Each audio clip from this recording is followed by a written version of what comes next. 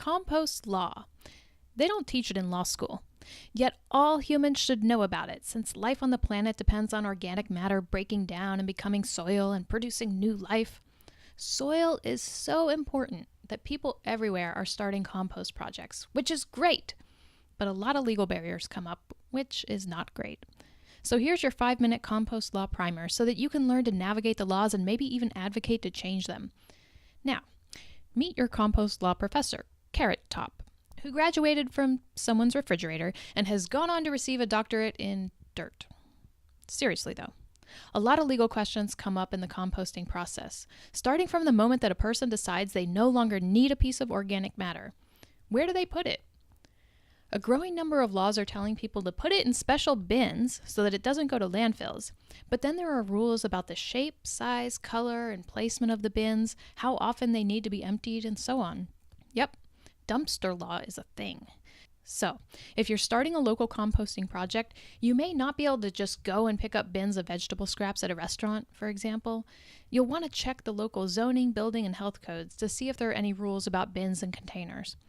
Next, there's the question of who can come and collect and haul the compostables.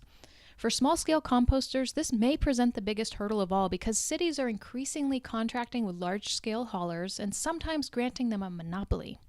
In Oakland, California, for example, it's illegal for local composters to pick up most kinds of veggie scraps and green waste. In other places, community composters can get hauling permits, but the process might be onerous and expensive. You can learn more by reading your municipal code. Just do a word search for haul, or hauler, or hauling, or maybe words like waste, or even rubbish, because U.S. laws sound oddly British sometimes. Another option is to ask. Just call your city and be like, oh, hey, dear nice friends at the city, I'm going to ride my bike around the neighborhood and pick up yard trimmings and food scraps from a handful of neighbors. Is there anything I need to know? You might be sorry you asked. And if that's the case, it might be a sign that you should organize some local policy advocacy. Oh, one other thing about hauling. It's possible that you'll also need a special license for the vehicle you use. Some laws even require that you have the vehicle inspected, to make sure that it's not going to, say, dump a trail of banana peels around town. Yep, there's so much to think about. But let's say you get past that hurdle. Next, there's a question of where and how the composting gets done. You might need to get a permit for your compost site, possibly from a state agency or an agency concerned with environmental health, air quality, or water quality. Sometimes small compost sites are exempt from the permit requirements, like in California, compost facilities under 100 cubic yards don't need to get a permit from the state. For now, many U.S. states don't even have laws requiring compost facility permits, but that may change. So you'll want to track developments and give input as such laws develop. Regardless of whether you need a facility permit, you still might run into barriers with local zoning laws, which are the rules about what kinds of activities can happen and where.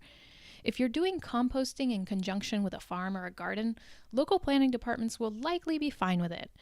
But if you plan to operate a standalone compost project, it's hard to know whether you're going to get zoning approval because most zoning codes fail to address composting.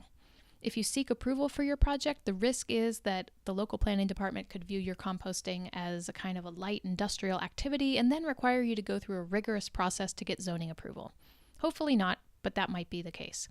In the long run, we need to get composting written into local zoning codes to ensure that there won't be barriers. But at last, let's say that our Carrot Top makes it through the hurdles and becomes rich compost. Now, where can it go? Well, if you're going to sell finished compost, be aware that fertilizer laws might apply. These are laws designed to ensure testing and truthful labeling of fertilizers, which could be an added expense. In California, it's the Department of Food and Agriculture that administers the rules on fertilizer testing, labeling, and sales, so that may be the best place to start if you want to know the rules in your state. By now, you're realizing that thick book about compost law was no joke. There are a lot of laws, and many more being written right now. If you're a local composter, here's my advice, and I suppose it's also a plea. If you encounter legal barriers, don't give up, because it's too important. In fact, if the barriers are insurmountable, it's a good sign that the laws need to change, and you can play a critical role in changing them.